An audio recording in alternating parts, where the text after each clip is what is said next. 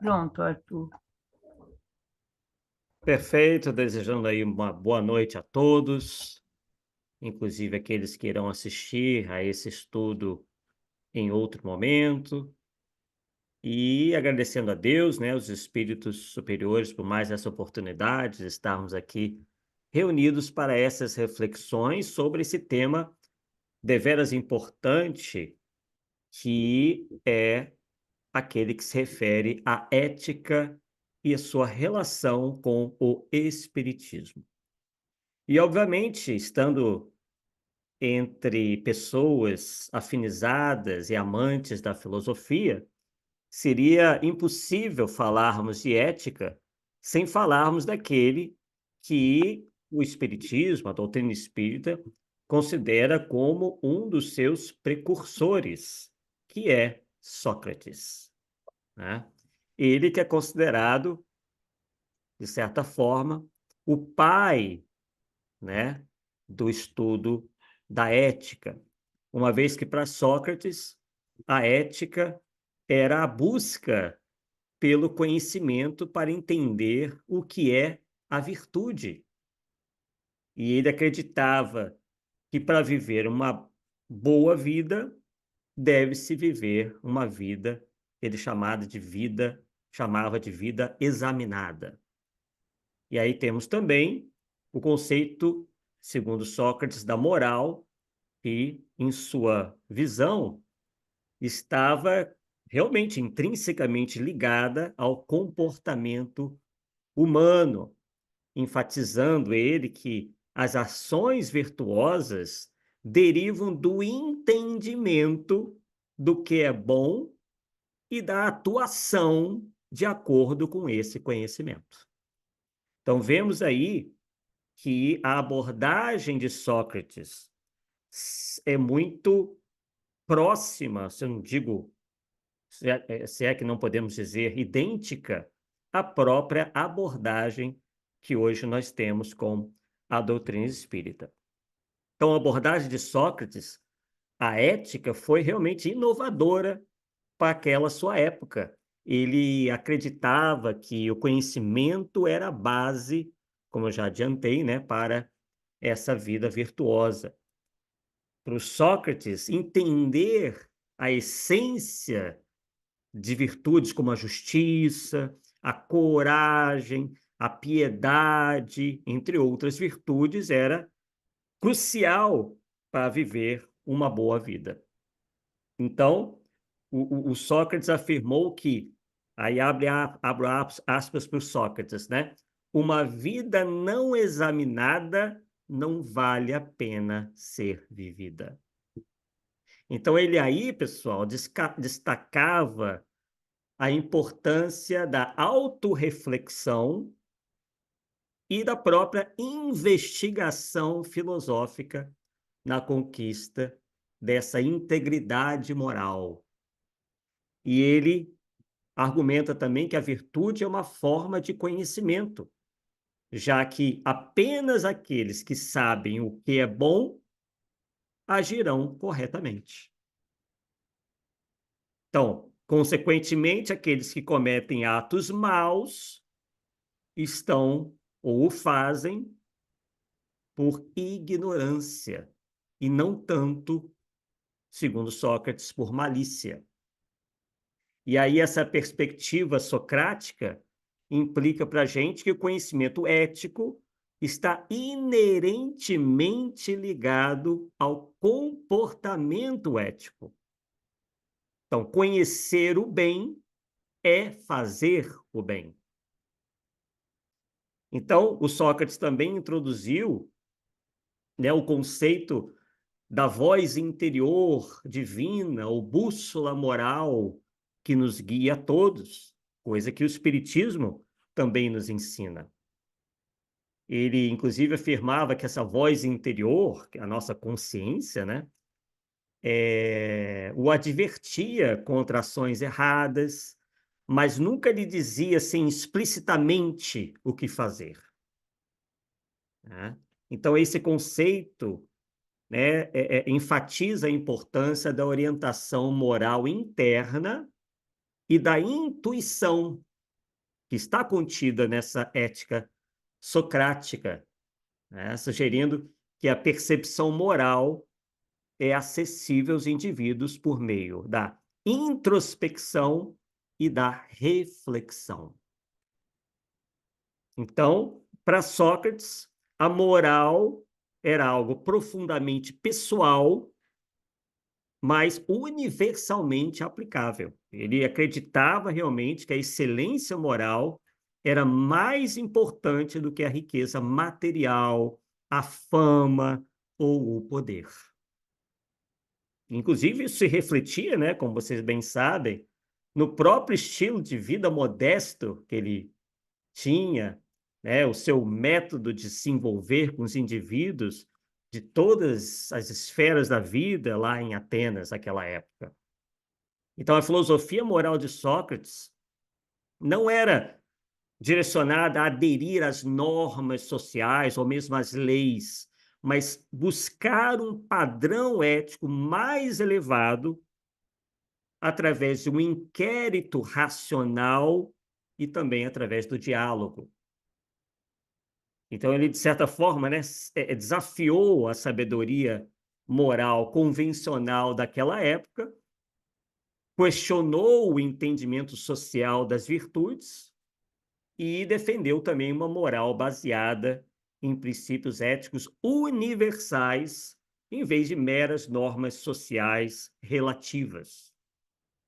E isso, claro, de certa forma, foi irritando, né, uma série de indivíduos poderosos da época, né, devido a essa insistência do Sócrates em questionar e examinar os aspectos morais da vida, que acabou, né, vocês bem sabem disso, levando a um julgamento e execução sob acusações de corromper a juventude, né, e também agir com impiedade. Vejam só, né? Como que já naquela época nós já convivíamos com uma certa deturpação, né? Onde o certo era tido como errado e o errado era tido como certo, né? Fenômeno este que, infelizmente, graça até hoje, né, no mundo atual. Então, a gente vê isso claramente, né? A gente vê essa, inclusive a sua própria defesa, a gente vê claramente aí registrada no livro, na Apologia, né, de Platão, que ela apresenta o seu compromisso com esses princípios morais acima até da sua própria vida. Então, Sócrates foi alguém que realmente morreu por suas crenças, né? E ele, em momento nenhum, traiu esses princípios éticos e dando aí o seu testemunho mais profundo através da sua própria vivência. E aí a gente se pergunta, né? Poxa, mas qual é a relação entre ética e moral no pensamento de Sócrates?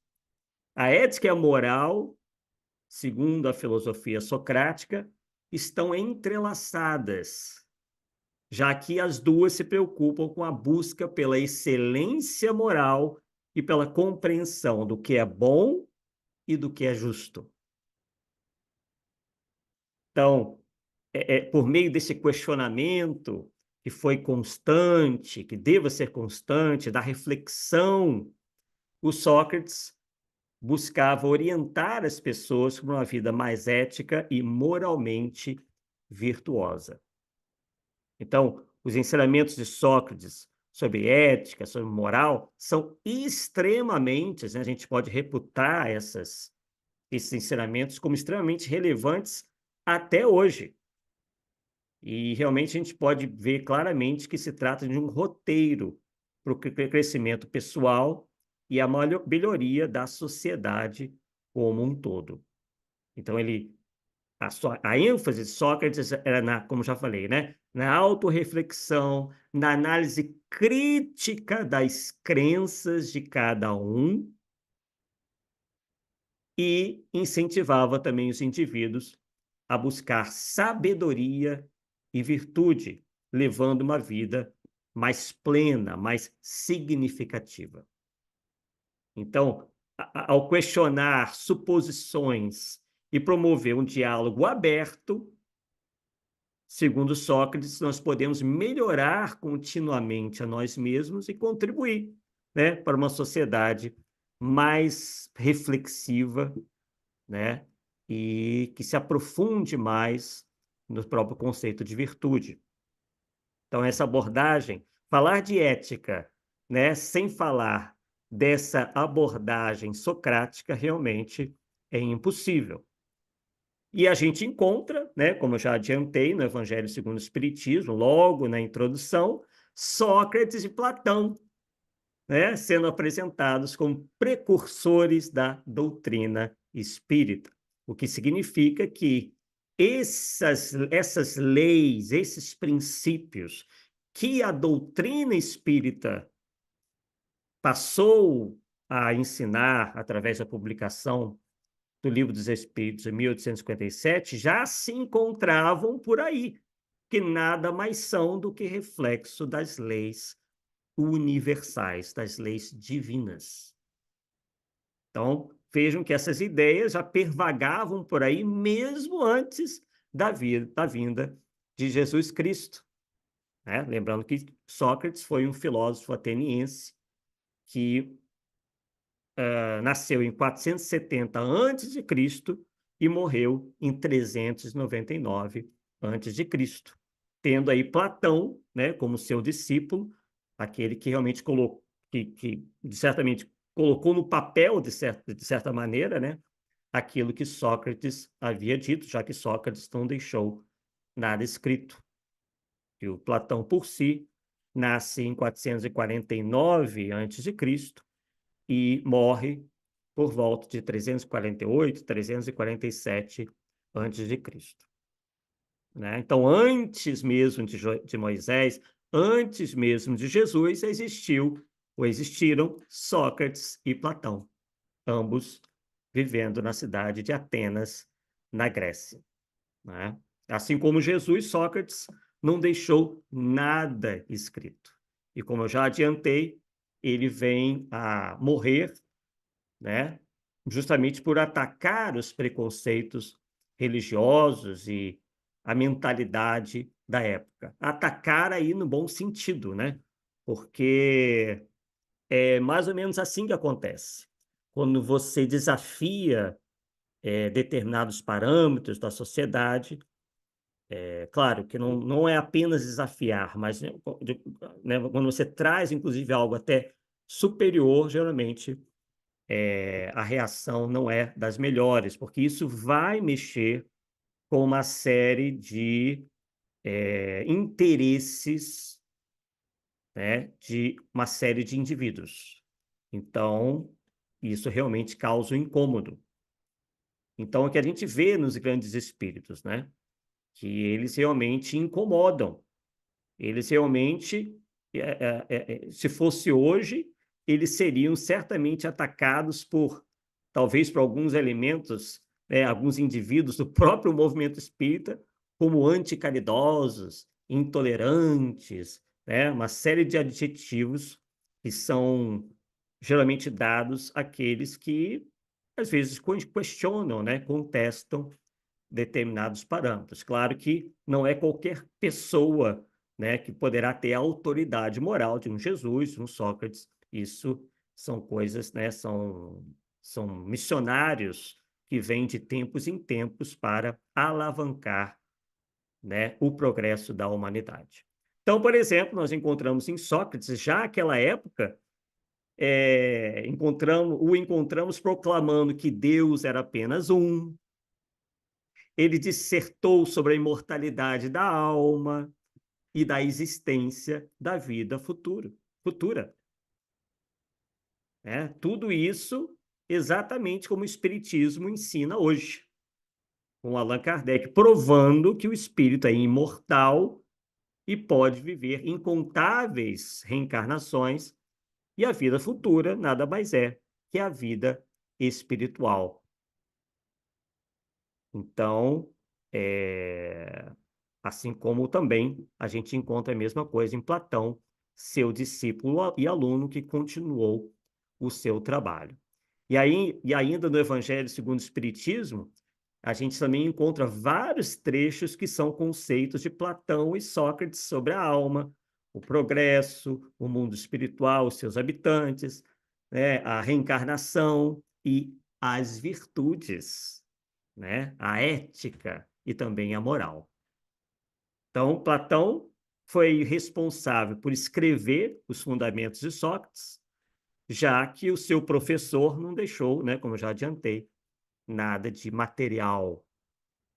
Então, a gente elencou aqui, em algumas anotações, alguns dos ensinamentos deixados por Sócrates e Platão. O primeiro, por exemplo, a gente daqui a pouco já vai ingressar com mais força na questão da ética, mas, por exemplo, vamos listar aqui uns cinco itens, né, muito rapidamente, né, desses ensinamentos. Primeiro, todos os homens, desde a infância, fazem mais mal do que bem.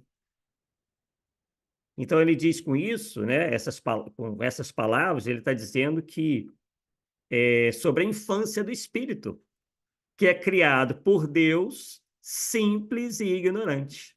E que depois, através das reencarnações em diferentes mundos, o espírito evolui e não mais é alvo de seus próprios instintos primitivos. Então, o espírito faz mais mal do que bem no começo de sua criação, por sua fraqueza moral, por estar mais propenso a seguir seus instintos, ainda muito animalizados. Então, depois, através de uma grande transformação moral, que ocorre gradualmente, o espírito aí sim faz mais bem do que o mal, do que mal. Segunda questão aqui interessante: ter o maior cuidado com a alma em relação à eternidade e nem tanto a esta vida, que é apenas um instante. Exatamente o que nós encontramos na doutrina espírita, né? Que nos ensina o quê? Que nós, né? Nós, enquanto espíritos, somos imortais e vivemos diversas vidas para nos aprimorarmos intelectual e moralmente, para que a gente alcance esse nível de progresso, né? E aí alcancemos, que é o objetivo final, a perfeição. Claro que não é uma perfeição absoluta, esta só pertence a Deus, mas é uma perfeição que dá ao espírito, né, a felicidade total e restrita e o conhecimento, inclusive até mais aprimorado da própria natureza de Deus e das leis que regem o universo. Então, o Espiritismo explica que nossa verdadeira vida é a espiritual e que não há um fim para o espírito. Nós somos imortais, né? Não somos eternos, porque eterno só Deus o é, já que Deus não teve o início e não terá um fim, né? Nós somos imortais, porque houve um determinado momento que o princípio inteligente se desenvolveu, né, ao ponto de nós nos tornarmos espíritos, e aí, a partir deste ponto, nós não encontraremos mais a cessação da existência, nós não cessaremos de existir, digamos assim. Então, o que Sócrates estava dizendo? Que é necessário cuidar do espírito tanto quanto do corpo. E aí, tanto quanto do corpo, entra naquele conceito do mens sana in corpore sano, quer dizer, uma mente sã no corpo são. Né, os gregos tinham essa ideia de que o corpo, de certa forma, vai refletir, né, a saúde espiritual e que nós devemos cuidar do nosso corpo como um instrumento de manifestação, né, da nossa individualidade espiritual. Então, no entanto, ele reconhece, óbvio, que o corpo morre, mas o espírito continua vivo. Terceiro item: Se a alma é imaterial, ela deve retornar após esta vida para um mundo igualmente invisível e imaterial. Então, os filósofos já naquela época sabiam que a alma não era visível aos olhos, mas que existia. Como assim como também acreditavam que existe um mundo espiritual que não é material e nem visível aos olhos. Então, tudo que o espírito encontra após a morte do corpo, né, se encontra em outro plano da existência. 4. Se a morte fosse a dissolução total do homem, seria uma grande vantagem para os homens maus, que depois da morte estariam livres de seus corpos, de suas almas e de seus vícios ao mesmo tempo. Então, Sócrates já adiantava que se a morte fosse definitiva, não haveria nenhuma responsabilidade moral, né, sobre os danos e feitos dos nossos, né, os danos e os nossos feitos aqui na Terra. Ou seja, já existia a ideia de que os espíritos maus ou inferiores tinham provas e expiações para concluir em existências futuras, em existências posteriores, e que a morte não é um fim, e que um homem ainda mau não fica livre de nada depois da sua morte. Item 5. Perceba que tudo isso está dentro de uma ética, que na medida que a gente entende essa ética universal, consubstanciada nas leis divinas, nas leis morais criadas por Deus, a gente, então, através do conhecimento, é assim que pensava Sócrates, consegue discernir melhor entre o que é bom e o que é mal, o bem e o mal. Então, no item 5, diz o seguinte: há uma disposição natural em cada um de nós para nos apercebermos bem menos dos nossos defeitos do que dos defeitos alheios. E é justamente o que diz o Evangelho segundo o Espiritismo, né? Tem um capítulo apenas para dissertar sobre o nosso julgamento sobre outras pessoas.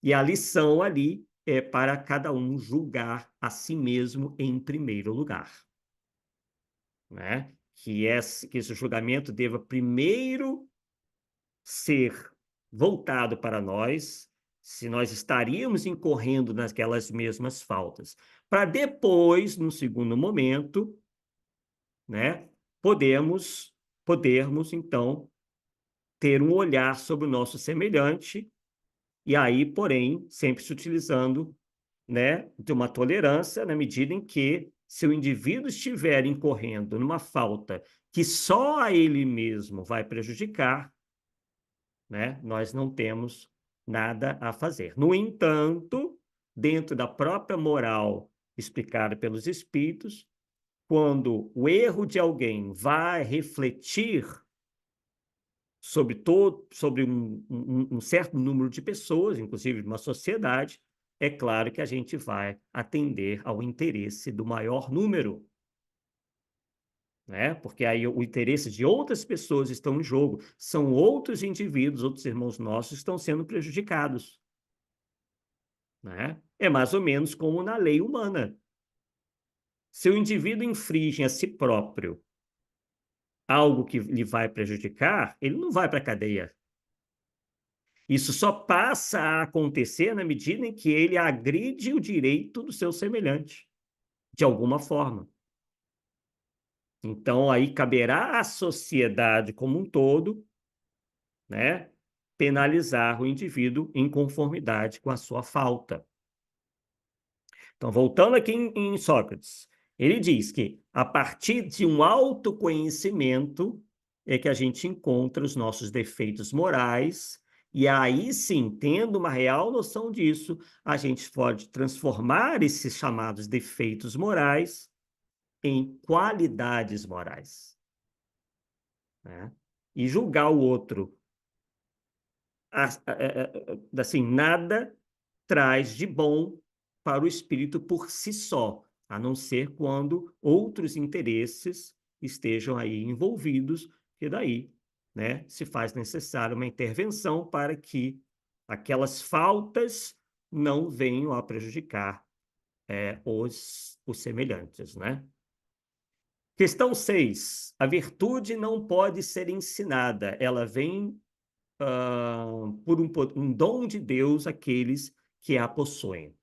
Quer dizer, ninguém pode ser ensinado a ter qualidades morais. Então, como humildade, por exemplo. Você pode até falar de humildade para alguém, mas ninguém pode ensinar exatamente como ser humilde, porque essa é uma qualidade que o espírito adquire, né? Que é algo que tem que ser exercitado e não apenas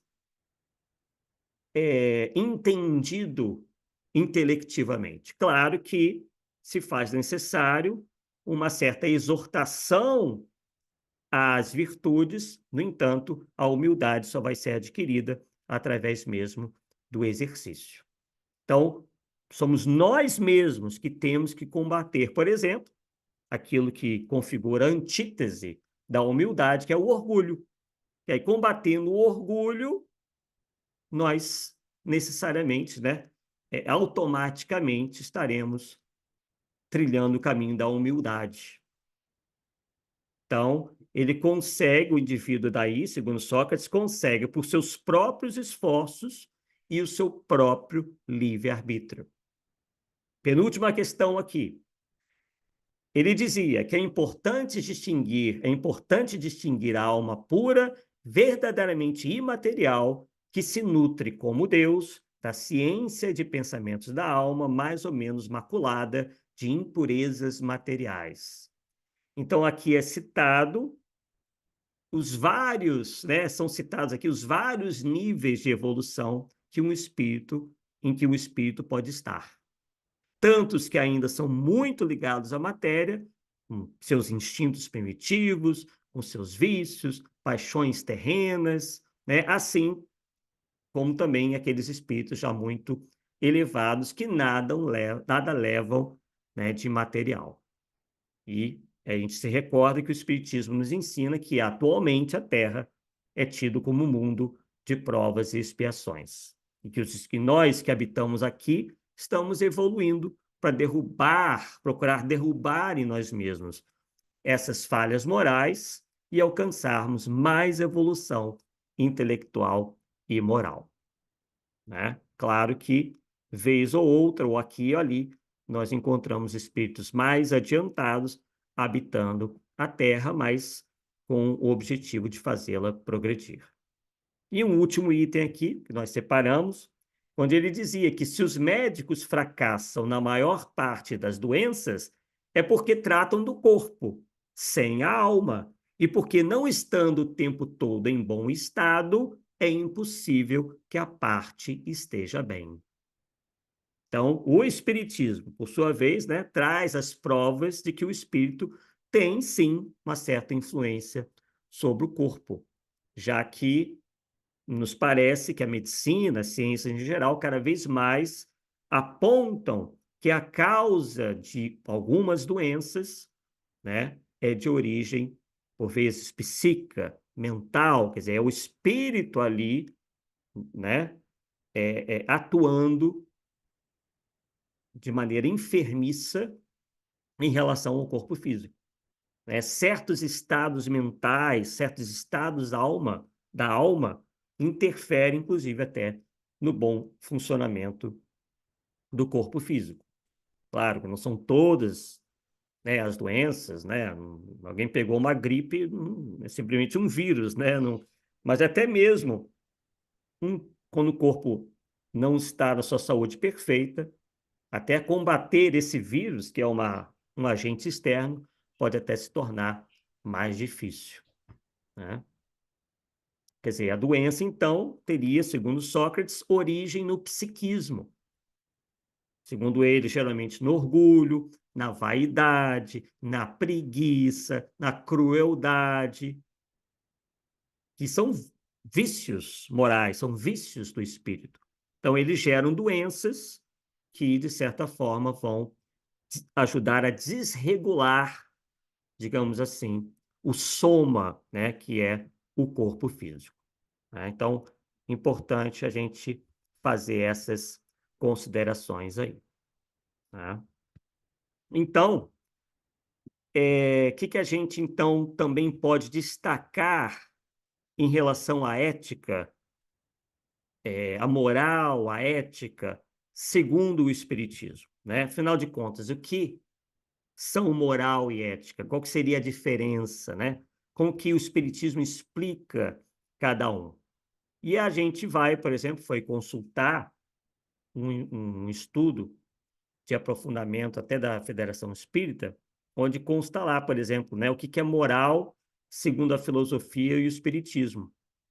Aí eles definem filosofia da seguinte maneira: conjunto de valores individuais e coletivos considerados universalmente como norteadores das relações sociais e da conduta humana.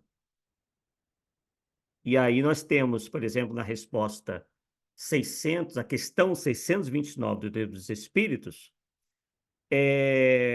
essa definição, que é a regra do bem proceder. Quer dizer, o que é a moral? É a regra do bem proceder, isso é, de distinguir o bem do mal. E como nós já vimos, Sócrates já o fazia em sua época. Prossegue a resposta dos espíritos. Funda-se na observância da lei de Deus. O homem procede bem quando faz tudo pelo bem de todos, porque então cumpre a lei de Deus. E aí, como que a consciência moral, né? A gente poderia se perguntar, como que essa consciência moral se estrutura? E também a gente vai depreender, né, que essa estruturação do mundo moral no nosso íntimo, né, ocorre realmente no nosso íntimo, porque o indivíduo que está moralizado, que é moralizado, é alguém que considera o sentido da vida dentro de um contexto maior, que não se resume apenas ao entendimento das necessidades de sobrevivência biológica.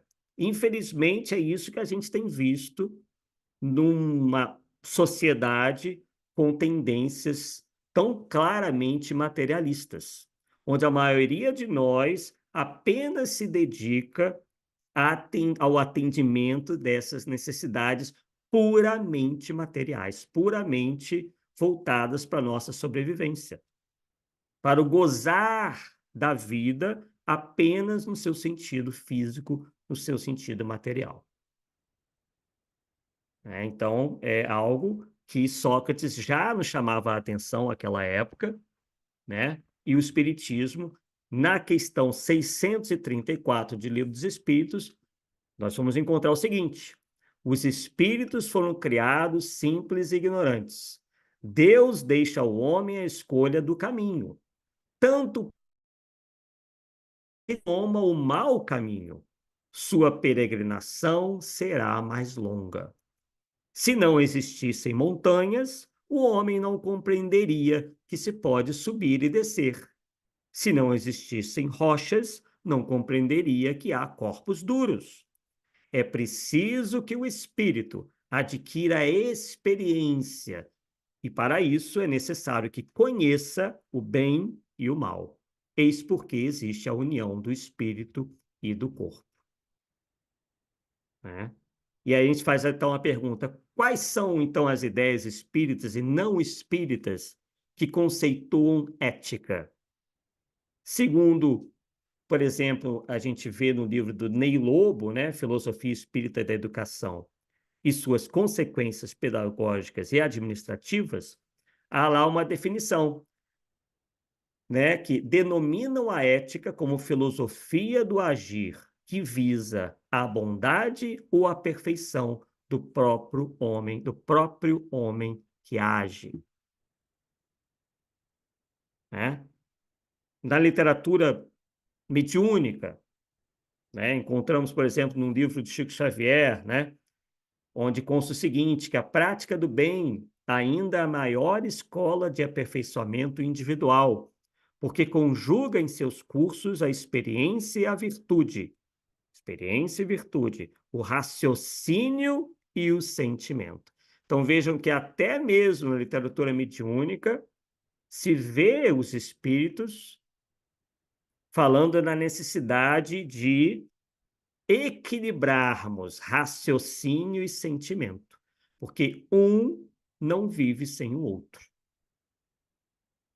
E o que, infelizmente, né, a gente volta e meia trata dessa questão, é que, infelizmente, tem muita gente mais apostando no sentimento do que no raciocínio, que também não é bom, porque o sentimento é cego, a emoção é cega. Ela deva estar sempre amparada pela nossa pela razão, né? Raciocínio tem a mesma origem, né, etimológica de razão. Então, razão e emoção perfeitamente equilibradas para que a gente possa praticar o bem de uma maneira integral, né? Sem cairmos aí, porque às vezes tem muita gente achando que está praticando o bem enquanto não está. Por quê? Faltou ali o raciocínio, né? Faltou o uso da razão para a pessoa falar, opa, não, isso não é tão bom quanto eu acho que é, né? Então, por exemplo, qual seria a diferença, né? Vocês devem estar se questionando, entre ética e moral. Na ética, a gente tem o princípio. Na moral, nós temos os aspectos de condutas específicas. A ética lida com o permanente. A moral lida com algo que é temporal, ela pode variar, né, em relação à época. Em certa época, algo era moral e passa a não ser mais em outra época, ou vice-versa, né? Ela não era em certa época e passa a ser em outra época. A ética, portanto, tem essa noção de algo universal, enquanto na moral, por vezes, está circunstanciada a algo apenas cultural. Na ética, nós temos a regra. Na moral, nós temos a conduta da regra. E na ética, nós temos a teoria. E na moral, nós teríamos a prática. Isso a gente encontra, né, esse pensamento no livro Fronteiras da Ética, que também nos diz o seguinte: ética é a reconstrução intelectual organizada pela mente humana acerca da moral. E aí, quais são os pontos principais da transformação moral que marcará a humanidade terrestre, segundo o Espiritismo, como consta na Gênese, capítulo 18, item 17? Lá diz, abre aspas, a fraternidade deve ser a pedra angular da nova ordem social. Então, é que nós vemos que o progresso da humanidade se dará na medida em que os indivíduos vão se transformando intimamente, ao ponto de serem fraternos. E à medida em que nós, enquanto humanidade, nos tornarmos mais fraternos, nós teremos uma nova ordem social. Então, é um movimento de dentro para fora, né? Não é a sociedade modificando o indivíduo, mas é o indivíduo modificando a sociedade, né? Isso não vai ser algo imposto, mas sim conquistado por cada um de nós, né? Pelo esforço efetivo que cada um envidará para que esse mundo possa efetivamente se transformar, né? E também nós encontramos na Gênesis, capítulo 18, item 19, o seguinte: somente o progresso moral poderá assegurar a felicidade na terra, refreando as paixões mais. Será ainda o progresso moral, secundado então pelo progresso da inteligência, que confundirá os homens numa mesma crença fundada nas verdades eternas. Então, vemos aí novamente, né, de maneira bem clara, que nós só podemos pensar numa humanidade aperfeiçoada na medida em que houver esse progresso moral, né?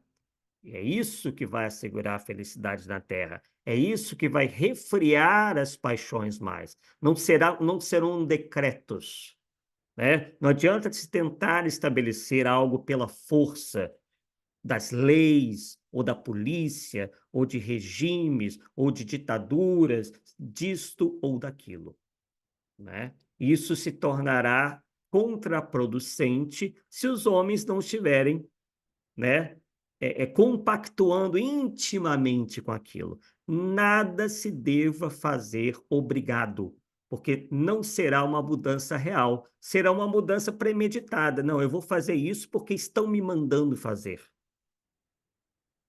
né? Então, a gente tem que sempre refletir nisso daí. É isso que nos parece bastante lógico e o que o Espiritismo nos ensina, né? Inclusive, em Mateus, né, na Bíblia de Jerusalém, a gente encontra também o seguinte: tudo aquilo, portanto, que quereis os homens vos façam, fazei-o vós a eles, pois esta é a lei e os profetas, né? Então, é o se colocar no lugar do outro, não fazer ao outro o que nós não queríamos, né, nós não quereríamos que nos fizessem, né, que é a regra máxima, né, que encontramos, inclusive, né, no ensino de Jesus de Nazaré. Tá? Então, nós temos também aquilo que nós podemos chamar de fundamentos da ética espírita, né? É, porque a moral espírita, segundo nos dizem os espíritos, é a mesma moral evangélica, né? Aqui está nas regras de conduta contidas nos ensinamentos de Jesus. Então, essa ética espírita fundamenta o quê? A adoção desse código de conduta, né? Tendo como base essas luzes trazidas pelo Espiritismo, tais como fazer o bem, amar o próximo, praticar a caridade no seu sentido amplo, né? O abandono, né, como eu já adiantei, do orgulho, do egoísmo, almejar em primeiro lugar os bens da alma, tal como já dizia Sócrates, e, enfim, tantas outras lições, né, ensinadas por Jesus, né, e que nós encontramos no Espiritismo, né, todo um desenvolvimento lógico, racional, uma vez que, né, Jesus não pôde trazer tudo, né, em função ainda do atraso intelecto-moral dos homens daquela época, né? Então, né, prometeu aí o Consolador prometido, né, com essa função de desenvolver todas essas questões. Então, como a gente está vendo, a ética não se resume à moral, né? Sendo geralmente entendida como costume, né? A moral, costume, o hábito, mas busca a fundamentação teórica para encontrar o melhor modo de viver e agir no homem. Então, além de Sócrates, né, a gente vai encontrar muitos filósofos importantes estudando e definindo a ética. Em Aristóteles, por exemplo, para Aristóteles, toda a racionalidade prática visa um fim ou um bem. E a ética tem como propósito estabelecer a finalidade suprema que está acima e justifica todas as outras, a qual a maneira de alcançá-la. Então, segundo Sócrates, essa finalidade suprema que ele cita ali é a felicidade. E onde que nós encontramos essa felicidade? Nos prazeres? Não. Nas riquezas e honrarias? Também não.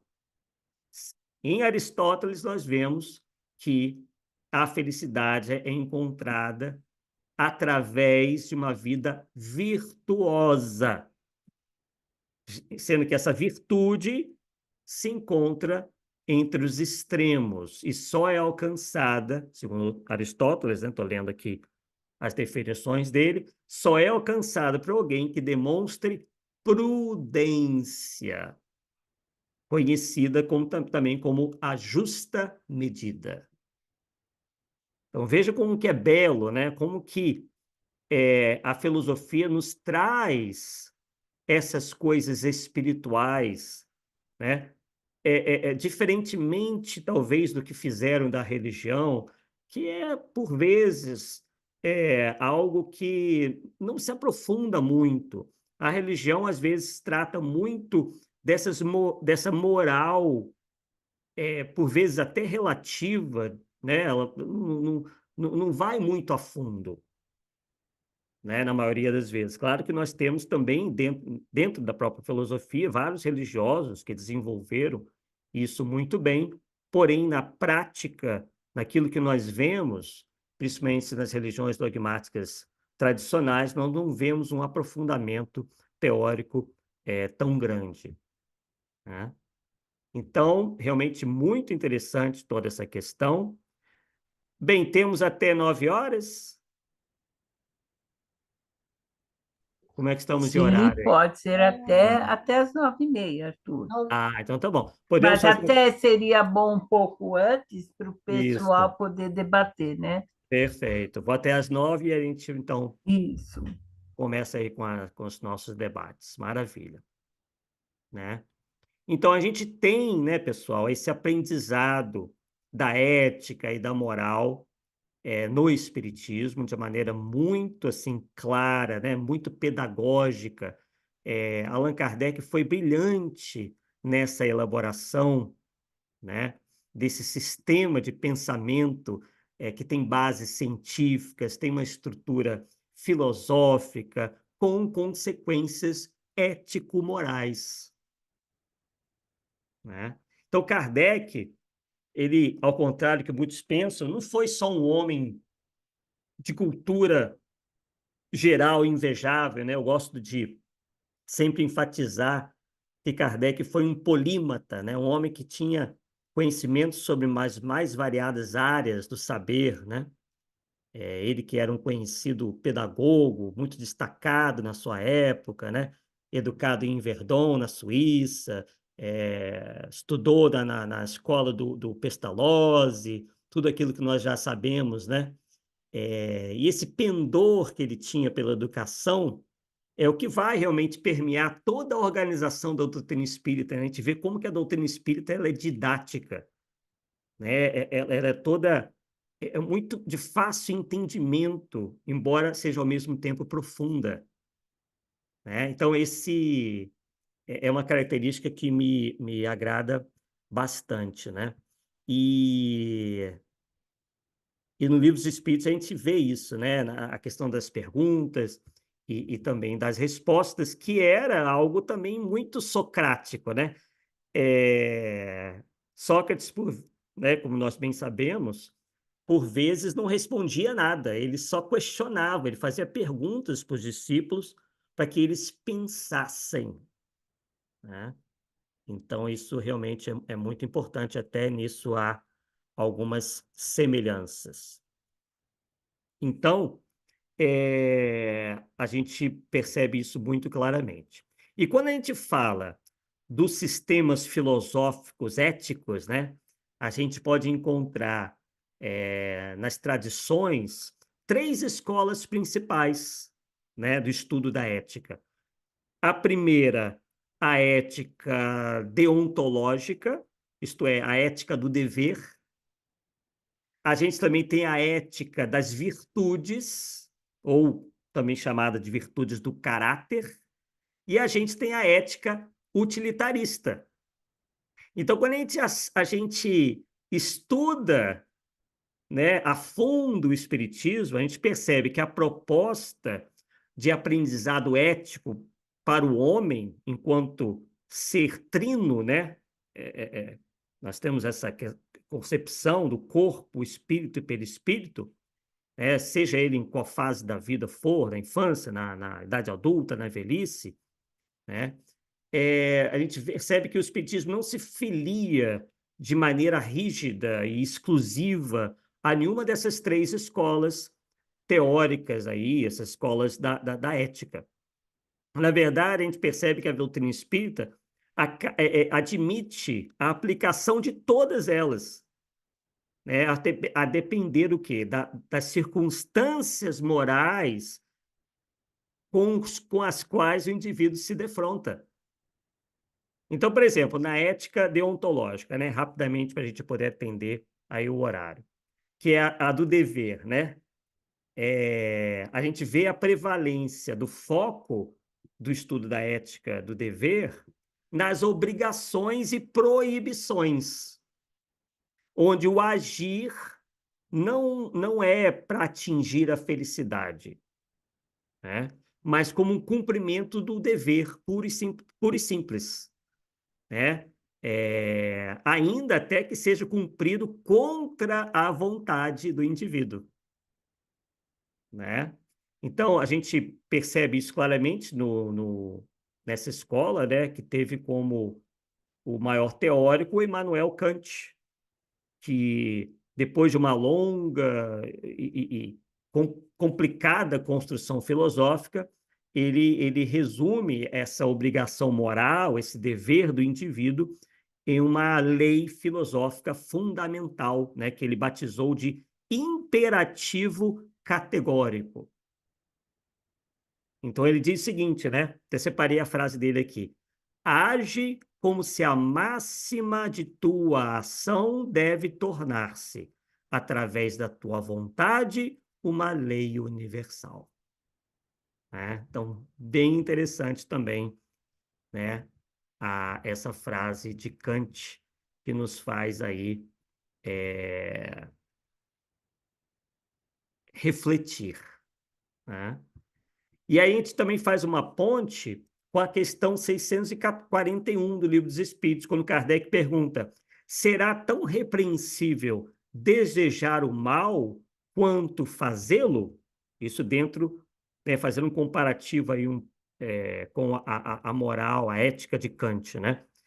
E aí os Espíritos respondem: depende. Há virtude em resistir-se voluntariamente ao mal que se deseja praticar, sobretudo quando haja a possibilidade de satisfazer-se a esse desejo. Se apenas não o pratica por falta de ocasião, é culpado quem o deseja.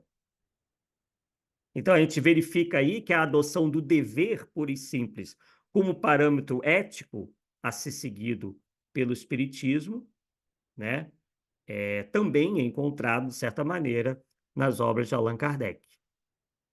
Né? E a gente, por exemplo, vê essa questão do dever no Evangelho segundo o Espiritismo, no capítulo 17. Vejam lá o que nós encontramos, né? Vou ler aqui rapidamente um trecho. O dever é a obrigação moral da criatura para consigo mesma, primeiro, e em seguida para com os outros. O dever é a lei da vida. Com ele deparamos nas mais ínfimas particularidades, como nos atos mais elevados. Quero aqui falar apenas do dever moral e não do dever que as profissões impõem. Na ordem dos sentimentos, o dever é muito difícil de cumprir-se, por se achar em antagonismo com as atrações do interesse e do coração. Não têm testemunhas as suas vitórias e não estão sujeitas à repressão suas derrotas. O dever íntimo do homem fica entregue ao seu livre-arbítrio. O aguilhão da consciência, guardião da probidade interior, o adverte e sustenta, mas muitas vezes mostra-se impotente diante dos sofismas da paixão. Fielmente observado, o dever do coração eleva o homem. Como determiná-lo, porém, com exatidão? Onde começa ele? Onde termina? O dever principia, para cada um de vós, exatamente no ponto em que ameaçais a felicidade ou a tranquilidade do vosso próximo. Acaba no limite que não desejais ninguém transponha com relação a vós. O dever é o resumo prático de todas as especulações morais. É uma bravura da alma que enfrenta as angústias da luta. É austero e brando, pronto a dobrar-se às mais diversas complicações, conserva-se inflexível diante das suas tentações. O homem que cumpre o seu dever ama a Deus mais do que as criaturas, e ama as criaturas mais do que a si mesmo. É a um tempo juiz e escravo em causa própria. O dever é o mais belo laurel da razão. Descende desta como de sua mãe, o filho. O homem tem de amar o dever, não porque preserve de males a vida, mas males aos quais a humanidade não pode subtrair-se, mas porque confere à alma o vigor necessário ao seu desenvolvimento. A gente encontra isso na mensagem de Lázaro, em Paris, no ano de 1863. Né? E aí a gente também encontra a questão da ética das virtudes, né? Como já desenvolvia Sócrates, onde a gente vê isso claramente explicitado nas questões 893, anotem aí, se quiserem, né? E 906, o Livro dos Espíritos, num capítulo intitulado Da Perfeição Moral. Tá? Lá tem realmente muitos desenvolvimentos sobre isso daí. Né? Então, onde, por exemplo, Kardec, na questão 661, diz o seguinte: os espíritos, né? A Kardec diz o seguinte: as boas ações são a melhor prece, porque os atos valem mais que as palavras. Claro que nós sabemos muito bem o valor da prece e tudo mais, porém, né, são as ações que têm um valor muito maior do que as palavras. Bem, pessoal, então é um tema realmente bastante profundo, né? Nós poderíamos ficar aqui muito tempo procurando desenvolver enfim, os mais diferentes aspectos dessa questão da ética, mas acredito que podemos verificar aí o quão importante é esse tema, o quão importante poderia ser nós nos dedicarmos ao estudo da ética no seu aspecto filosófico e com o espiritismo, além do seu aspecto filosófico, no seu aspecto espiritual. Então, agradecemos a atenção de todos e vamos para a segunda parte do nosso estudo de hoje.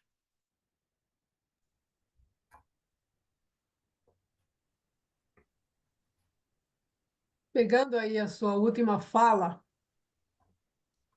a gente vê que Sócrates ele trouxe a palavra, né? Porque ele busca o conceito através do diálogo, através de todo aquele sistema que ele tem lá da maêutica, da ironia e da refutação, e ele traz a palavra, né? E Jesus vem trazer a ação, vem trazer o exemplo. Então, é o mesmo sentido, a mesma ética, porém Sócrates trazendo a teoria e Jesus trazendo a prática, porque a teoria ele já tem, ou nós já tínhamos, ou a humanidade já tinha naquela época, através de Sócrates e Platão e Aristóteles e os outros. Mas Jesus então vem enfatizar essa ética através dos seus exemplos, né? E aí Kardec vem trazer os dois juntos. Ele vem trazer a prática e a teoria dentro da codificação. Então, há sempre uma continuação das coisas, né? As coisas nunca É, estão separadas, hum, elas hum, estão sempre num contínuo constante. é, E hoje a gente entende, ou pelo menos as pessoas entendem que as coisas são separadas e elas não são. é, Então, nada está separado, está tudo muito junto, né? Mas é interessante a gente começar a perceber que tudo tem um encadeamento quase que perfeito, se não perfeito, né? E tudo tem uma lógica muito, muito boa. As coisas têm realmente uma finalidade a ser chegada ou concluída, sabe lá quando. Mas a gente consegue enxergar isso a partir do momento que a gente começa a estudar, né? é. A partir do momento que a gente começa a perceber como é que as coisas funcionam, né? Pelo menos Uhum. um pouquinho a gente consegue perceber, né? Já é uma grande coisa. É Já nos dá verdade. bastante coragem, eu diria, confiança, É. né? Uma fé no futuro melhor. Uhum. Quando a gente começa a perceber essa continuidade, e há um progresso, obviamente, embora muita gente ache que não, mas se a gente olhar, há um progresso, a- através mesmo da própria continuidade, esse progresso se faz, É. né? Não tem como não se fazer, porque tem a lei do progresso e ela não para, É. ela é contínua, né? Uhum. Então, a gente, quando olha e vê esse caminho, a gente tem essa maior confiança, maior esperança, maior fé É. na vida futura, que é o que o Jesus trazia, Sócrates trazia e o Espiritismo complementa, né? Ou reúne, não sei, Sim. nos livros. Foi muito legal. Obrigada, Arthur. Que Foi ótimo. bom. Eu passei muito legal pela ética. Muito didático, diga-se de passagem. Muito bom. Muito bom. Alguém mais? Eu também gostei bastante e concordo com o que a Miriam falou. Dá um up na gente, né? Apesar de eu ter de eu praticar bastante uma análise realística do mundo atual, né? Como o Arthur citou aí, né? Hoje a gente vê aí a ética corporativista, né? Em tudo que é lugar, né? A ética médica, não chegando na ética verdadeira e profunda, a ética das associações profissionais, a ética da polícia, a ética dos políticos de Brasília. Isso é terrível, né? Esse Aí são regulamentos, né, Gabriel? é, Eu exato. falo, né, que aí não é porque aí se a gente for ver, tem a ética até dentro da detenção, né, que eles Uhum, falam. Então são isso. regras impostas, É. né? Mas a ética é uma coisa diferente, é que o pessoal Exato. gostou da palavra ética, que é uma coisa bonita, que vem da Grécia, né? Uhum, Que aí Aristóteles trouxe lá, né? Na ética Nicômaco, né? Mas o pessoal põe, tem a ética da psicologia, a ética não, né? Uhum. São regras, né? É um estatuto lá que é como você faz, mas isso não é ética, né? Nem não é, moral. não é. A gente, a gente, como é que se diz? Fica muito pessimista, né? Eu não sou pessimista, mas ao Hum. diálogo leva a isso, né? A gente fica muito pessimista quando essas forças, né, ocultas não querem tirar a filosofia das escolas, sabe? É terrível isso, sabe? E tudo isso que o Arthur falou aí não está nem pertinho dos ensinamentos hoje dentro do Brasil, né? É terrível isso. Mas adorei, viu, Arthur? Muito bom. Que bom, Gabriel. Então, apenas uma reflexão, né? É. Edson, você levantou a mão? Grande Arthur, parabéns pela apresentação, é O muito grande é por sua interessante. conta. Tô Eu brincando. queria lhe fazer uma pergunta que Sim, o que se claro. percebe quando se lê toda a obra de Kardec é que ele não fala de ética, ele fala de moral e dá a impressão que ética e moral é uma coisa, nossa vida material aqui, né? E Kardec eu acho que foi um pouquinho mais longe, ele resumiu a ética e a moral, mas para falar tanto do mundo físico quanto do mundo espiritual. Alguns dizem, né, que na época de Kardec essas palavras eram sinônimos, né? É. Embora alguns filósofos trabalhassem diferentemente, mas na época que ele trabalhou isso aí seria Hum. praticamente parecido, né? Sinônimo, né? Mas me dá a impressão que ele iria um pouquinho mais longe, ou seja, seria uma terceira via onde incluía a ética e a moral numa moral tanto física quanto espiritual. Você entende dessa forma também? Não. Me pareceu, bem, a princípio, eu nada teria a discordar disso daí, não. Acho que pode se aproximar muito bem do que Kardec e os espíritos, né, nos passam. inclusive não separando, né, as duas esferas da vida, né, a corpórea e a espiritual. Isso. Embora saibamos as diferenças e tudo, mas, de qualquer forma, a nossa vida aqui se refletirá na vida pós-túmulo, porque há uma noção de continuidade, Uhum. né? Então, na medida em que nós formos seres antiéticos aqui, nós continuaremos a ser, pelo menos por algum tempo, antiéticos né, no além, né? Na vida Exato. espiritual. Ele não traça nenhuma ruptura, a não ser a ruptura do espírito em relação ao corpo, mas não do estado da alma, né? Do progresso alcançado. Então, é bem interessante isso que você falou, na minha opinião, e realmente essa ética ensinada pelo Espiritismo é uma ética universal, ela é atemporal.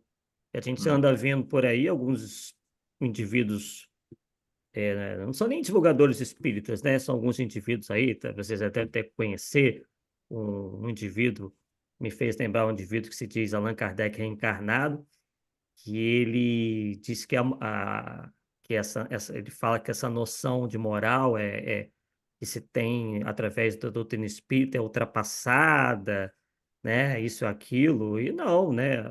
A ética ensinada pelo Espiritismo é a ética universal, vai ser sempre assim, porque advém da lei de Deus, e sendo Deus perfeito, criou leis perfeitas, né? Agora, claro, certas noções de moral, no seu sentido bem terra a terra, podem realmente mudar, né? Em função dos preconceitos do passado, ou das sociedades, dos valores, né? Coisas que eram tidas como imorais, como eu falei, né? Imorais em outros tempos, hoje são plenamente aceitáveis.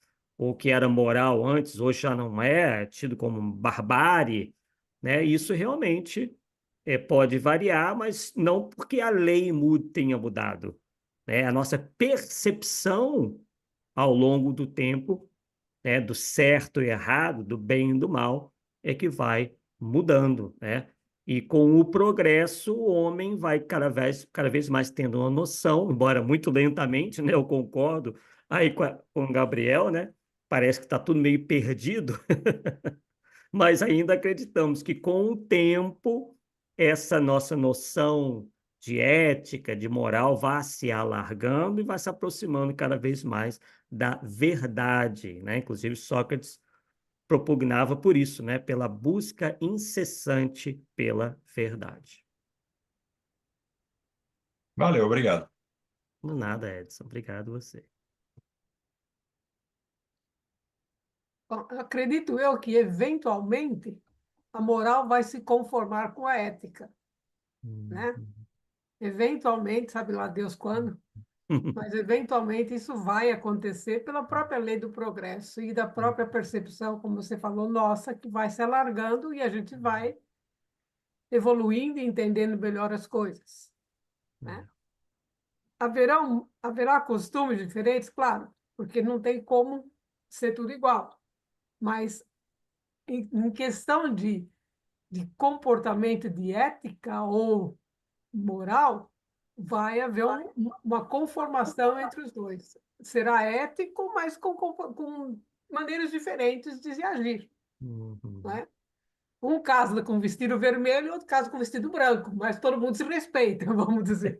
Todo mundo se ama, mas cada Exato. um casa com a cor que quer. É, E eu acredito que vai ser assim, terá que ser assim, né? é. Pelo menos esse é o futuro que a gente prevê, ou vê, ou pensa que, ou sonha, né? Mas é uma realidade que vai acontecer. Fala, Tereza. Bom, a ideia que a gente vê de ética é a ideia de regionalismo, né? E de até profissional. Tem o código de ética do médico, do advogado, do psicólogo e de todos afins. Então, é uma coisa temporal.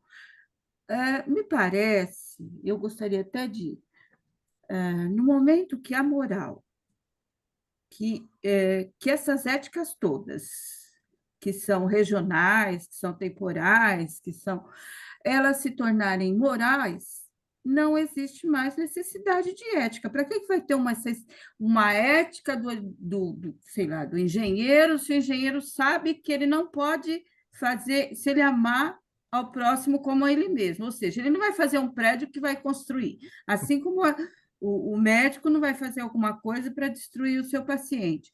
Então, parece que a palavra ética tende, daqui a milênios, a não existir, só a palavra moral, porque a moral, como dizia Kant, é autônoma, né? Ela tem que sair de dentro para fora.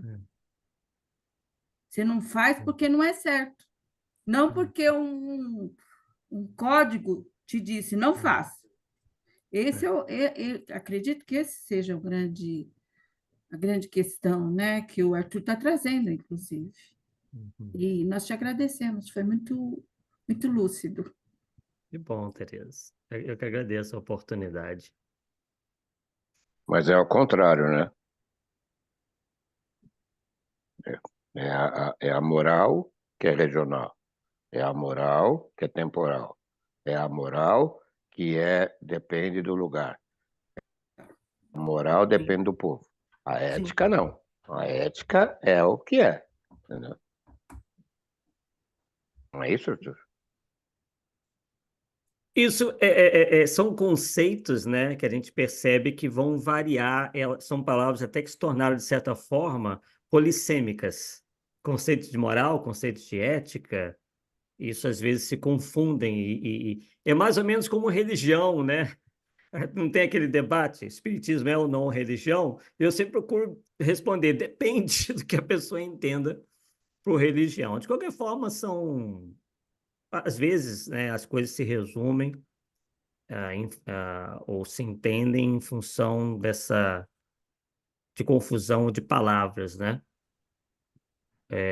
O que a Tereza, pelo que eu entendi a Tereza dizer, são essas éticas particulares, ou essas éticas, a ética médica, a ética do engenheiro civil, a ética né, das corporações, ou, enfim, dos sindicatos, né, da ética profissional, né, melhor dizendo.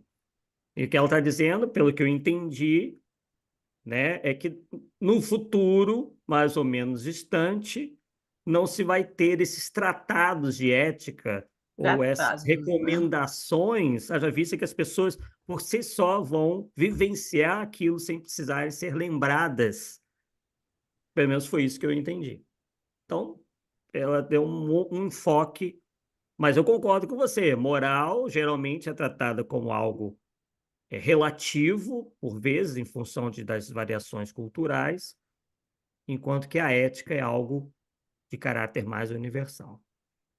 O Cortella tem Primeiro, parabéns aí pela sua didática Nossa, de explanação, que foi bem legal. Mas o Cortella tem uma coisa que ele falou assim: há 10 anos atrás, eu estava num auditório, falou pro José, e acendia um cigarro, e ninguém falava nada. Há 5 anos atrás, eu pedia licença para acender um cigarro. Alguns falavam, outros não. Hoje, é impossível de eu acender um cigarro no meio do povo. É verdade. Então, isso é uma coisa que já incorporou, né? Nem precisa mais ter a plaquetinha, né? Proibido Nem fumar. precisa, não precisa nem ter a plaquetinha, né? Mesmo Todo porque é mundo lei, sabe que né? não pode fumar. Exatamente. Além do mais, é Mesmo lei. porque é lei, né? É lei. É Então, lei. os homens precisaram criar a lei, né? E nesse mundo aqui de espelho invertido, né? De tudo, a gente percebe que tem algumas coisas legais acontecendo. Por exemplo, outro dia eu li um artigo que na Dinamarca, em alguns lugares da Dinamarca, em alguns lugares da Inglaterra, o povo de lá concorda, através de uma pesquisa, né, em universidades, que eles não estão contentes por estarem numa vida melhor e vida boa. Ao analisar a história que os povos deles provocaram aí nas colonizações e nas explorações de riquezas de países estrangeiros. E, inclusive, hoje, analisando a fome, a guerra e tudo mais, se torna um povo que está... é uma camada muito pequena de gente que tem essa opinião, mas já tem. Assim, eles não são felizes plenamente, e eles tendo tudo materialmente, eles não são felizes. Eles acham que conseguiram isso às custas do mal dos outros. É interessante esse tipo de pensamento, sabe? Uma Achei consciência, muito né? legal ler esse artigo aí. É uma consciência, né? Uma consciência. Eu diria que É, é o início de uma consciência. é o É, início de uma consciência. Porque exato. ao mesmo Uhum, tempo que eles estão pensando dessa forma, eles não uhum. abandonam o conforto, Olha o Claro. Uhum. francês. Olha, entendeu? Mas olha o é o francês. início de uma consciência. É, Eu olha o tenho esse francês, início né? de Um processo. consciência e não abandono o conforto. E nem É. devolvem aquilo que eles tiraram desse povo, não é? Então, é por isso que eu Que é falo, é um pior ainda. processo, entendeu? É É um boa, processo. ó. Quero saber se vai É, devolver. aí vem a ética. Aí Aí vem. vem a ética. É o Eu início. sempre falo assim que na velhice e na fome não existe ética. Você entendeu? É o início de um pensamento que vai crescer, entendeu? Vai crescer e vai se tornando cada vez melhor, porque nós não temos outra saída a não ser crescer, né? Tomara que corra Demora um pouco, mas a bastante gente isso, chega lá. avance bastante. Sim, eu concordo plenamente. Aí Eu entra acho que aquela. Pode falar. talvez eu acho que entra aquela história de Kardec na sua pergunta, né? O que é a felicidade que ele faz, né? E a resposta é conhecer todas as coisas. Então, o conhecimento torna-se a felicidade, né? Plena ou quase plena, como lembrou Arthur, né? Porque a partir destes conhecimentos é que a gente até do significado das palavras, né, dos conceitos, né, essas conceituações que precisamos esclarecer sempre. Aí, como diz o Chico, você pode não mudar o passado, entendeu? Mas você pode melhorar o presente para que o futuro seja melhor. Aí é uma evolução, entendeu? Que já foi, sinto muito, mas já foi, entendeu? É. Então, e isso é a evolução do ser humano, essa epicidade da, da evolução humana, né?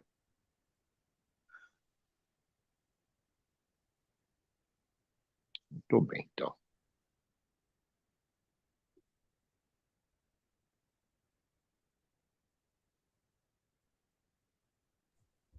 Tudo bem? As meninas quietinhas.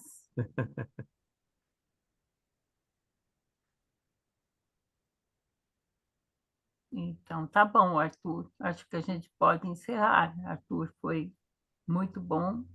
Eu Quem me conhece sabe que eu gosto desse tema. Esse tema, para mim, é o melhor de toda a filosofia, né? Eu não Então, sabia, eu não sabia dessa coincidências. nossa, muito bom, muito bom.